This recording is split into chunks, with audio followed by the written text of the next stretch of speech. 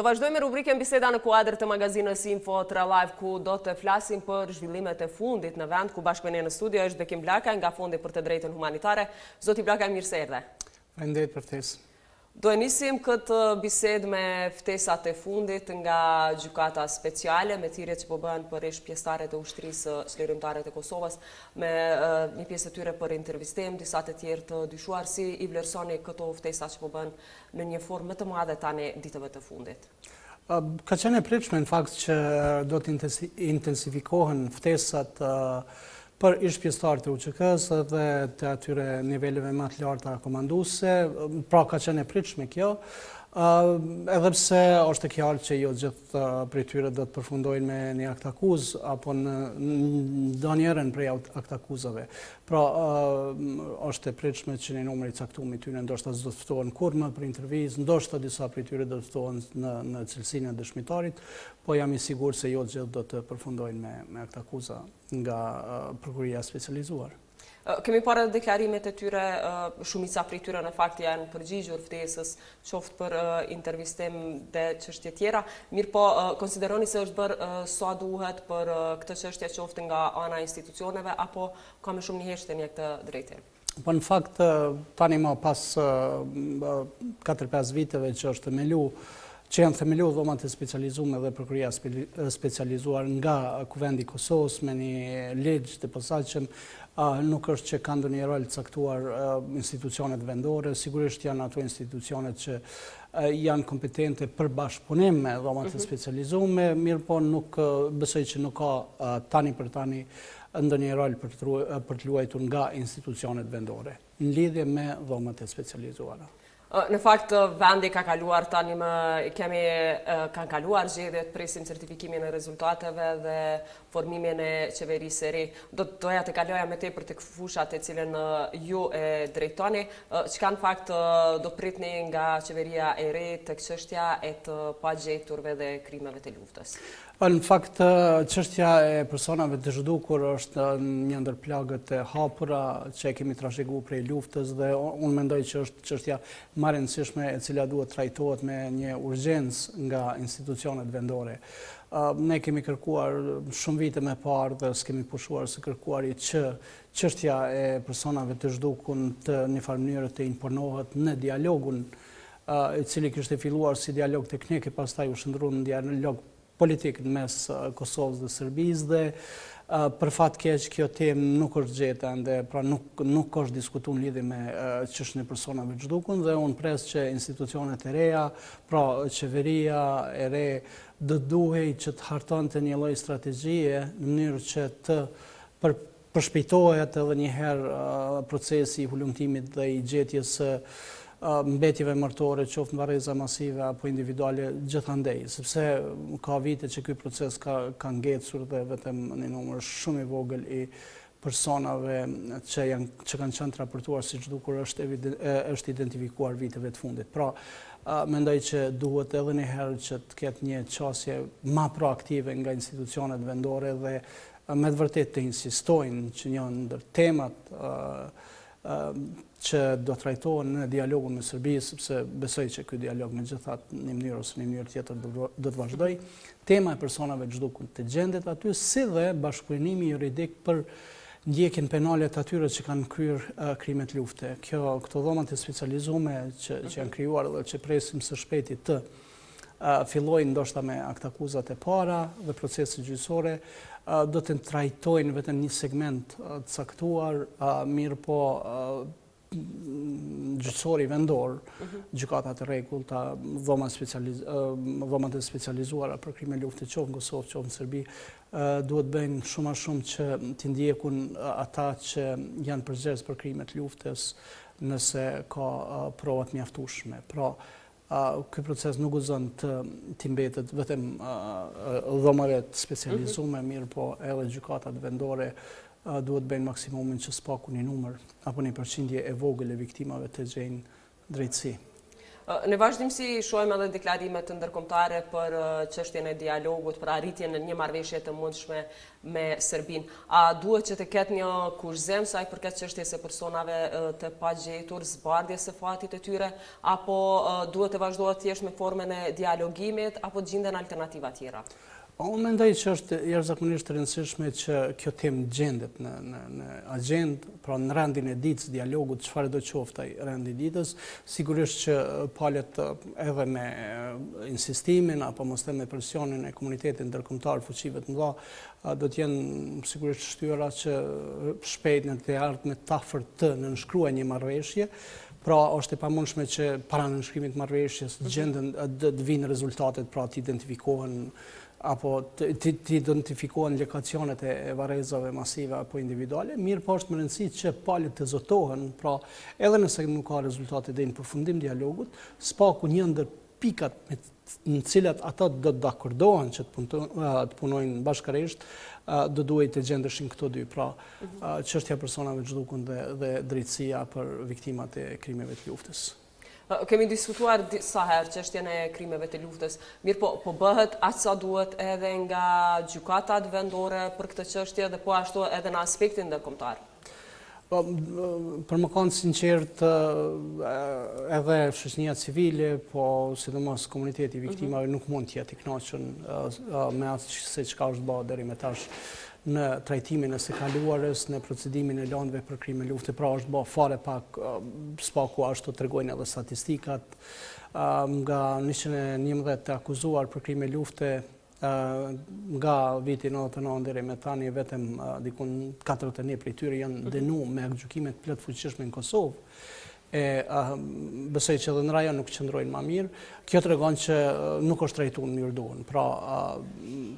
edhe pse në Kosovë sidomos është thonë që mandatin për procedimin e lëndëve për krimin lufte e kanë pas misionet ndërkombëtare UNMIK-u deri në vitin 2008, pastaj EULEX-i deri para 2 vitësh. Megjithatë, ka hapësirë, besoj ka më shumë hapësirë që institucionet vendore të bëjnë më shumë. Lajmi mirë është tashmë nuk është më lajmi i ri, po që është themelu Departamenti për krime lufte pranë Prokurisë Speciale të Republikës së Kosovës, mandej ekziston një dhomë speciale e cila do të merret me lëndë që vijnë prej Prokurisë Speciale, pra kjo dhomë është në kuadër të gjykatës themelore të Prishtinës, është krijuar një infrastrukturë, mendoj që do të duhet të bëj pak më shumë në trajnimin dhe fuqizimin e gjykatësve, prokurorëve dhe stafit të tyre që të janë më të gatshëm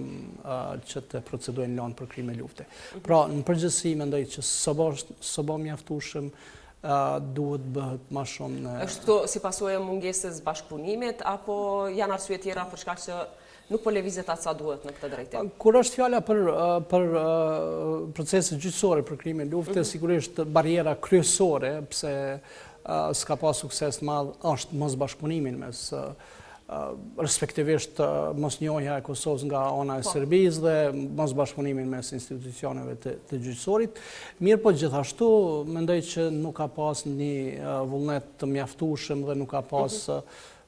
se di si të shpjegoj një energji të mjaftueshme që edhe brenda Kosovës që të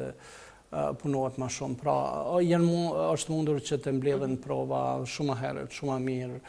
të jenë provat të mbledhura në mënyrë sistematike dhe të analizuara. Unë nuk e di që është bë kjo deri me tani.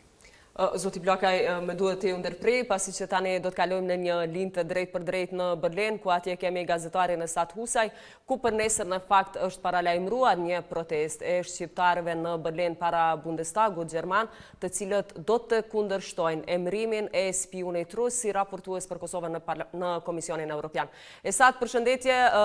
keni informacione tjera, kur do të nisë kjo protest dhe cilat do të jenë adresimet që do t'i bëjnë organizatorët e kësaj proteste nesër në Berlin?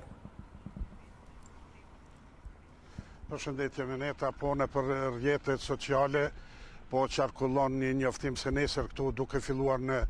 ora 9 të mëngjesit, do të ketë një protest për ta kundërshtuar emërimin e shpionit rus Andrej Kondratjev si raportues për Kosovën në kuadër të Këshillit të Evropës. Ky informacion është duke qarkulluar, themi kështu me të madhe, por nuk dihet se kush e ka organizu këtë protest.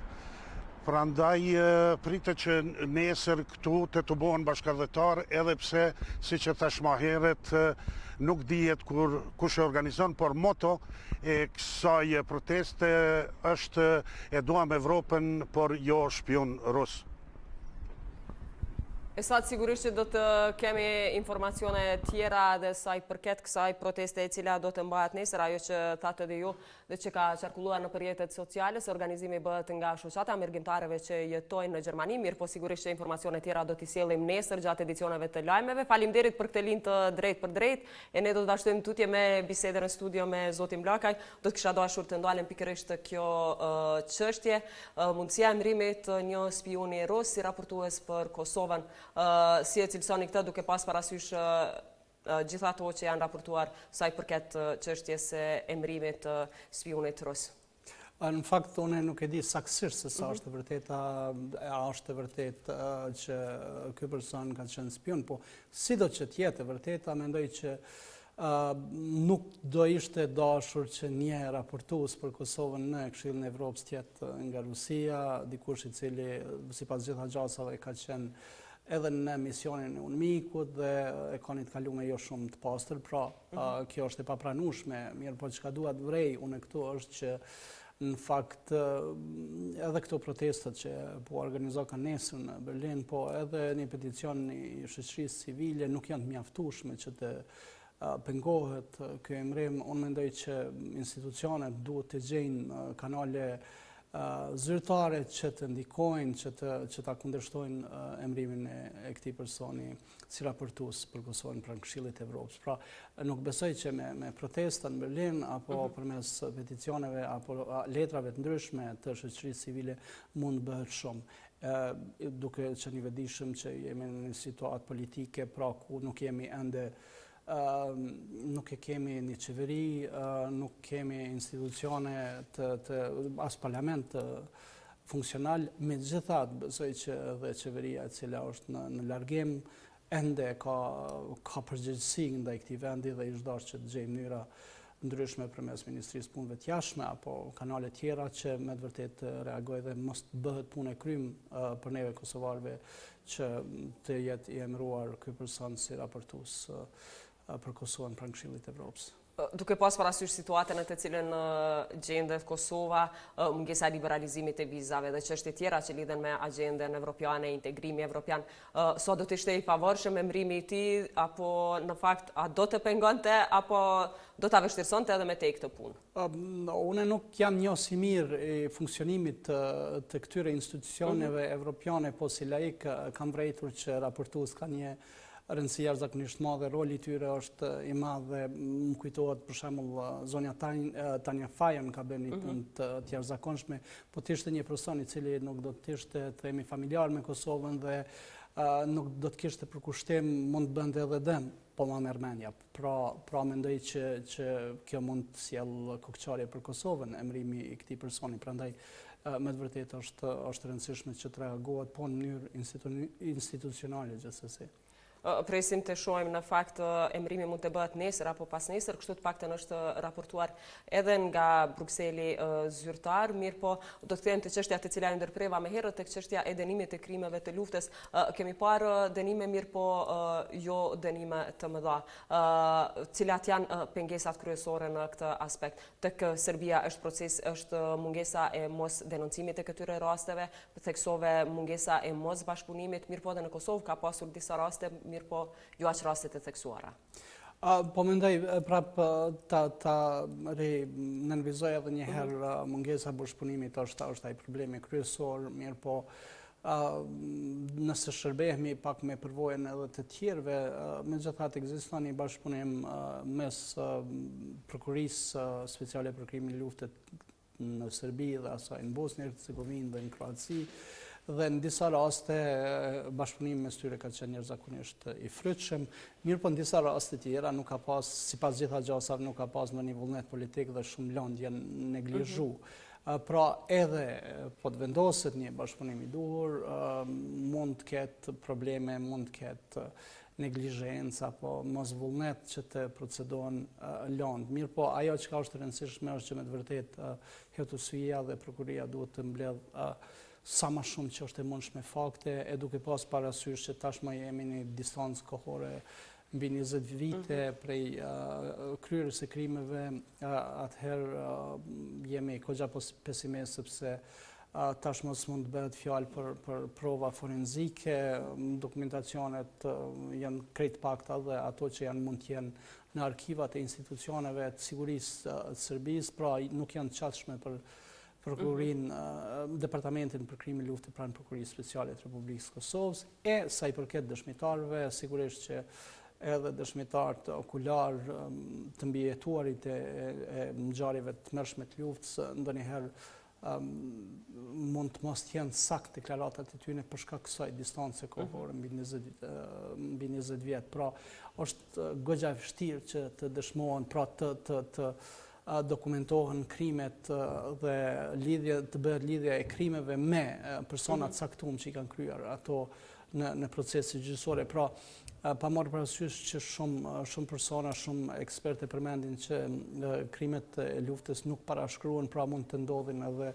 shumë vite dhe edhe 4-5 dekada mas krimeve. Megjithatë është jashtëzakonisht e vështirë që të dëshmohen para gjykatave këto krime me kalimin e kohës, pra zhduken provat, zbehen kujtime dhe është jashtëzakonisht e vështirë. Pra,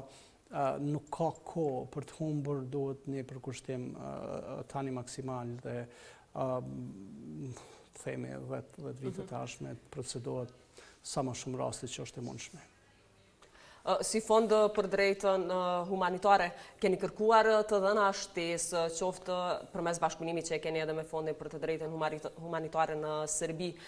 keni kërkuar që të keni qasje në dokumentet e cilat për institucionet apo dhe për vetë njerëzit në Kosovë janë të pamundshme të sigurohen ato dokumente? Ne, Fondi për drejtën humanitare Kosovë me Fondin për drejtën humanitare me Selinë Serbi e realizon një projekt jashtëzakonisht të rëndësishëm që ne e kemi quajtur Liber Kujtimi i Kosovës dhe kemi krijuar një databazë me shumë deklarata dhe dokumentacione tjera. Sa i përket institucioneve serbe, sigurisht që asnjë dokument nuk i është ofruar, nuk i është rreth Fondit për drejtën humanitare nga këto institucione. Mirë po, institucionet serbe kanë qenë të obliguar që një numër të caktuar të provave, dokumentacionit në rend të parë t'ja japin gjykatës penale ndërkombëtare për ish-Jugosllavi, pra Tribunalit Hagës, për procese gjyqësore ndaj Miloševićit, Shajnovicit dhe tjerëve dhe Đorđevićit, dhe ato prova ende gjenden në arkivin e Tribunalit Hagës, bile një pjesë janë edhe në atë themi në databazën publike tyre dhe ne sigurisht që kemi shkarkuar nga atje. Mirë po du me cek që Fondi për drejtën humanitare Kosova, në Serbi, janë organizata jo qeveritare dhe mandati jo nuk është ndjekja penale atyre që kanë bërë krime. Po, në fakt, Liber Kujtimi i Kosovës ka të bëjë me dokumentimin e viktimave të krimeve të luftës. Ne jemi në atë proces, ende jemi duke zbatuar këtë projekt, duke verifikuar shumë dhëna në bashkëpunim me familjet. Mirë, po gjithashtu jemi duke gjithat material që kemi mbledhur duke shfrytzuar për nisma tjera që kanë bëjnë me memorializim. Së vone kemi hap një ekspozitë e cila i dedikohet fëmijëve viktima të krimeve të luftës. Pra, ne e shfrytëzojmë atë material për nisma tjera, cilat në fakt kanë bëjnë me krimin e një narracioni, me memorializimin e viktimave. Pra, nuk jemi kompetent që të përfshihemi drejt për drejt në proceset për krime lufte. Sigurisht, teksove që kanë kaluar 20 vjet që nga përfundimi i luftës dhe shumë dokumente apo dëshmi tani më është edhe vështirë të sigurohen. Megjithatë, janë njerëzit e hapur të flasin për ato që kanë përjetuar dhe të japin dëshmi për raste të caktuara? Në fakt, ne kemi parë disa raste, po jo shumë në numër. Po, ne në fakt në rend parë jemi në kontakt më shumë me familjet e viktimave dhe familjet e viktimave kur nuk kanë qenë hezitues që t'i ofrojnë informacionet ato që ka din. Më rëndësi ka qenë për ta që të ketë një vesh për t'i dëgjuar, pra jo t'i japin informacionet e pasaj mos në dëgjojnë si që ka ndodhë me këto informacionet, dhe ne në fakt e kemi mirë mbajt qëtë raport, qëto marrëdhënie të mira me familjarët e viktimave, sepse kemi qenë shumë qartë që nga fillimi, kur kemi kërkuar që të na japin deklaratat, ju kemi treguar që kjo është për hartimin e libër kujtimit të Kosovës dhe jo për ndjekje penale.